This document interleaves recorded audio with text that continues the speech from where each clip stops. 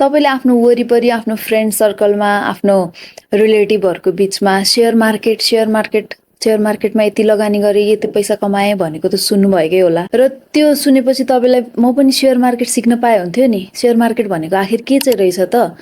यसमा पैसा कमाउने त भन्छ, तर कसरी चाहिँ पैसा कमाइन्छ यसबाट? मैले के जान्नु पर्दो रहेछ त त्यसको लागि भनेर तपाईलाई पनि सिक्न मन पक्कै छ होला।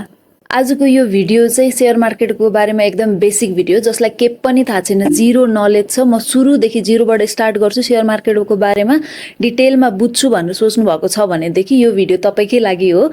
यो भिडियोमा चाहिँ हामी शेयर मार्केट भनेको के हो, शेयर भनेको के हो, यसमा किन इन्भेस्ट गर्नुपर्छ, यसमा इन्भेस्ट गर्यो भने के हुन्छ, शेयर मार्केटबाट तपाईले कसरी पैसा कमाउन सक्नुहुन्छ, यसमा घुस्ने उपायहरू के छ, कसरी चाहिँ शेयर मार्केटमा एन्टर गर्ने, यो सबै कुराहरू यो भिडियोमा हामी एकदम डिटेलमा कुरा गर्छौं। सबैभन्दा सुरुमा त शेयर मार्केट भनेको के हो? तपाई कहिले शपिङ त गर्न जानु भएकै छ होला, जस्तै जुत्ता लुगाहरू किन्न गइन्छ नि त हैन मार्केटमा। त्यो गर्दाखेरि के गर्छौं, हामी जान्छौं, एउटा कुनै पनि जुन चीज मन पर्छ हामीलाई त्यसको हामी पसलेसँग बार्गेनिङ गर्छौं, एउटा प्राइस फिक्स गर्छौं, उले आफ्नो मूल्य भन्छ, हामीले आफ्नो मूल्य भन्छौं, बार्गेनिङ गरेर अनि ल यतिमा चाहिँ हुन्छ है भनेर डिसाइड गरेर त्यो सामान किन्छौं हामीले हो, र त्यसलाई हामी त्यो सामान किन्ने मार्केट भन्छौं हो।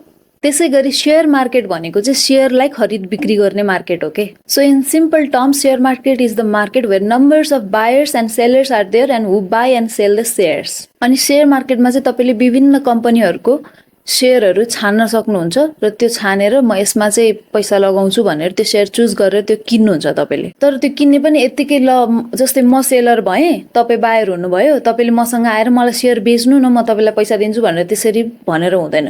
त्यसको लागि एउटा रेगुलेसन हुन्छ, एक्सचेन्ज हुन्छ, एक्सचेन्जको थ्रुबाट नै तपाईहरुले बाइ सेल गर्नुपर्छ शेयर। यो बाइ सेल गर्ने प्रोसेसलाई चाहिँ हामी फेरि डिटेलमा हैन अझै बुझौँला। त्यो भन्दा पहिला चाहिँ शेयर मार्केट भनेर त बुझे, तर शेयर किन्न चाहिँ किन पर्यो, किन चाहिँ शेयरमा इन्भेस्ट गर्नु पर्यो भनेर चाहिँ म तपाईलाई बुझाउन चाहन्छु। के हुन्छ भनेदेखि तपाईले 10 वर्ष अगाडि 1000 रुपैयाँमा जति सामान किन्न सक्नुहुन्थ्यो त्यति सामान आज 1000 रुपैयाँ लिएर बजारमा गयो भने किन्न सक्नुहुन्न नि, होइन? त्यो सामानहरुको अहिले भाउ बढिसकेको छ, त्यसलाई इन्फ्लेसन भन्छौं हामी। र 1000 रुपैयाँले जति सामान आउँथ्यो त्यो आजको 1000 रुपैयाँले त्यति सामान आउँदैन, पहिला जुन आउँथ्यो त्यति। त्यो भनेको पर्चेजिङ पावर अफ 1000 रुपीज तपाईको घट्यो over the period of time, inflation बढेपछि। र यस्तो बेलामा तपाईले पैसा जम्मा गरेर सेभिङ गरेर आफूसित मात्र राखेर त्यो पैसा ग्रो हुँदैन र तपाई भोलिपर्सि सर्भाइभ गर्न पनि सक्नुहुन्न। त्यसै कारणले गरेर त्यो मनीलाई ग्रो गर्नको लागि तपाईले त्यो पैसालाई सेभ मात्र हैन, त्यसलाई इन्भेस्ट पनि गर्नुपर्छ। हाम्रो घरमा मम्मी बाबाहरूले, हामीभन्दा अगाडिको मान्छेहरूले सुनहरू किन्ने, जग्गा जमिन किन्ने गर्नुहुन्थ्यो, त्यो पनि सम फर्म्स अफ इन्भेस्टमेन्ट नै हो। अर्थात् त्यसको मूल्य भोलिपर्सि बढेर बेच्दाखेरि हामीलाई फाइदा हुन्छ भनेर चाहिँ एउटा एसेटमा हामीले इन्भेस्ट गरेको हो। शेयर पनि त्यस्तै खाले एउटा एसेट हो। तपाईले शेयरमा पैसा लगानी गर्नुहुन्छ, केही वर्षपछि त्यसको भ्याल्यु बढ्छ। त्यो traditional way of investing in share market भयो। अहिले शेयर मार्केटमा इन्भेस्टमेन्ट मात्र नभएर ट्रेडिङ पनि गर्ने चलन छ। त्यो चाहिँ अलिकति न्यू, अलिकति अननोन छ यो मार्केटको लागि, नेप्सेको लागि। इन्भेस्टमेन्ट के हो, ट्रेडिङ के हो भनेर तपाईलाई डिटेलमा बुझ्न मन छ भनेदेखि चाहिँ मैले त्यसमा पनि भिडियो बनाएको छु, तपाई माथिको लिंकमा गएर त्यो भिडियो हेर्न सक्नुहुन्छ। डिफरेन्ट टाइप्स अफ एसेटमा इन्भेस्ट गर्दाखेरि शेयर पनि एउटा फर्म अफ एसेट नै हो, जुनमा तपाईले पैसा लगाएर आफ्नो पैसालाई ग्रो गराउन सक्नुहुन्छ। त्यही भएर चाहिँ शेयर मार्केटको बारेमा बुझ्नु जरुरी छ। शेयर मार्केटमा पैसा लगाएर इन्भेस्टिङ, ट्रेडिङ गर्नु जरुरी छ। ल अब शेयर मार्केट पनि बुझियो, शेयर मार्केटमा किन पैसा लगाउनु पर्छ पनि बुझियो, तर अब जाने चाहिँ कसरी, शेयर मार्केटमा गएर शेयर किन्ने चाहिँ कसरी? सबैभन्दा फर्स्टमा त कुनै पनि कम्पनीको शेयर फर्स्ट टाइम पब्लिकको लागि कम्पनीले निकाल्छ, त्यसलाई इनिशियल पब्लिक अफरिङ अर्थात् आइपीओ भनिन्छ। आइपीओ भर्ने, यसको आइपीओ, यो बैंकको आइपीओ, आइपीओ भर्ने भनेर त हल्लाखल्ला त सुन्नु भएको छ होला नि। हो, आइपीओ भनेको त्यही हो के। आइपीओ अर्थात् फर्स्ट टाइम त्यो कम्पनीको शेयर मार्केटमा आएको छ पब्लिकहरुको लागि, तपाईले त्यसमा अब पैसा तिरेर त्यो कम्पनीको शेयर किन्न सक्नुहुन्छ। यसरी आइपीओ मा किन्दाखेरि चाहिँ फेस भ्याल्युमै तपाईहरुले किन्न सक्नुहुन्छ, अर्थात् 100 रुपैयाँको शेयर, एउटा शेयर 100 रुपैयाँको दरले किन्न सक्नुहुन्छ। र अब आइपीओ भर्यो, आइपीओ परेन रे, अथवा आइपीओ भर्न छुट्यो रे भनेदेखि के अब शेयर नकिनिकन बस्ने त, अर्को आइपीओ अर्को कम्पनीको किन्छु भनेर होइन नि। जसले आइपीओ मा शेयर परेन अथवा किन्नु भएन त्यो मान्छेको लागि सेकेन्डरी मार्केट पनि छ। सेकेन्डरी मार्केट भनेको चाहिँ तपाई हामी जस्तै बायर र सेलर्सहरु बसेर चाहिँ त्यहाँ किन्न र बेच्नको लागि बसेको ठाउँ हो। अघि मैले भनेको जस्तै डाइरेक्टली तपाई मसँग आएर मलाई शेयर बेच्नु, म पैसा दिन्छु भन्नु मिल्दैन।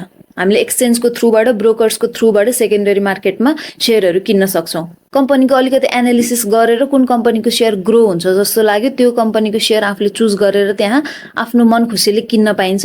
र अलिकति टेक्निकल एनालिसिस गरेर म ट्रेडिङ गर्छु भन्नुहुन्छ भनेदेखि त्यहाँ ट्रेडिङ गर्नको लागि पनि तपाईँहरूले सेयरहरू किन्न सक्नुहुन्छ।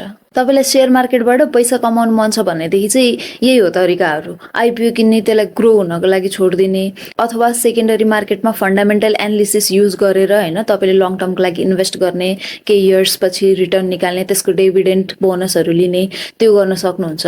अर्को भनेको तपाईँले ट्रेडिङ पनि गर्न सक्नुहुन्छ। ट्रेडिङको लागि चाहिँ टेक्निकल एनालिसिस जान्नु एकदमै जरुरी हुन्छ। टेक्निकल एनालिसिस जानेर राम्रोसँग सेयरहरू चुज गरेर त्यसमा ट्रेड गर्नुभयो भने त्यसबाट पनि राम्रो प्रफिट तपाईँहरूले गर्न सक्नुहुन्छ। तर जेसुकै मेथडबाट पनि तपाईँहरू सेयर मार्केटमा एन्टर गर्न चाहनुहुन्छ भने it is really very important to go deep and understand deeply about everything. अलिअलि सर्फेस लेभलको नलेजको बेसिसमा तपाईँ सेयर मार्केट इन्टर नगर्नु, एकदम डिप लर्निङ गर्नु। र according to my personal experience यदि तपाईँसँग राम्रो प्रपर नलेज छ, डिप अन्डरस्ट्यान्डिङ छ, तपाईँले कुराहरू राम्रोसँग सिकेर आउनुभएको छ, राम्रोसँग बुझेर मात्र सबै चिज गर्नुहुन्छ भनेदेखि सेयर मार्केटबाट पैसा कमाउन पोसिबल छ। मैले आफैले नै गरिरहेको छु, त्यही भएर मैले आफ्नो एक्सपिरियन्स तपाईँहरूलाई सेयर गरौँ, तपाईँहरूले पनि मैले सिकेको चिजहरू सिकौँ, हामी सबैजना सँगै मिलेर अगाडि बढौँ भनेर चाहिँ यो भिडियो बनाएको हो।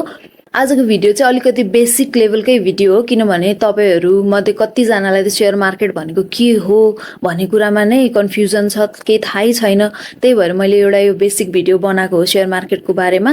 केही न केही तपाईँले एटलिस्ट एउटा मात्र भए पनि नयाँ चिज यसबाट सिक्नुभयो होला। If you are already known to share market र नयाँ हुनुहुन्छ भनेदेखि पनि तपाईँले धेरै कुरा लर्न गर्नुभयो होला अफकोर्स यो भिडियोबाट।